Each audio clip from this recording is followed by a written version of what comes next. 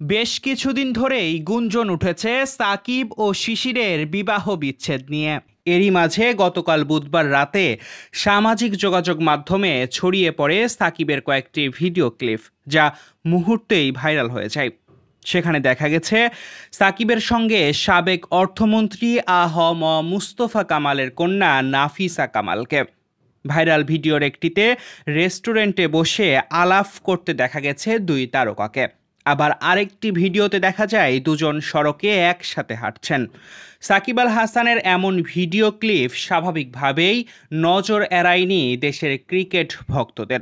রাতভর চলেছে নানা সমালোচনা, সঙ্গে স্ত্রী উম্মে শিশিরের সঙ্গে বিবাহ বিচ্ছেদের গুঞ্জনও বাদ যাননি।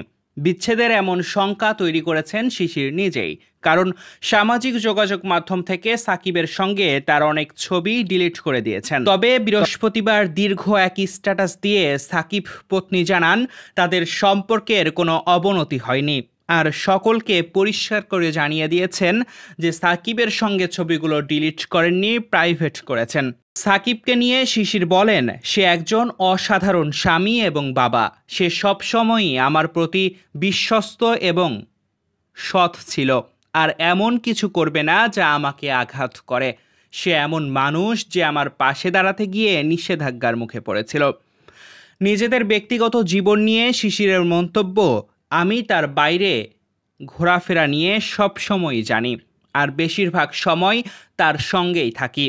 ১৩ বছর আগে আমি যে মানুষটির সঙ্গে আলাপ করেছিলাম, সে এখনও সেই রকমই মানুষ আছে। জীবনসঙ্গী হিসেবে সে ১০০-তে ১০০ পাওয়ার মতোই। আর আলহামদুলিল্লাহ, আমাদের সুন্দর একটি পরিবার আছে। এ সময় তিনি গুজবে কান না দেওয়ার ব্যাপারেও লিখেছেন। দর্শক, এই ছিল আমাদের কাছে এখনকার মতো সর্বশেষ।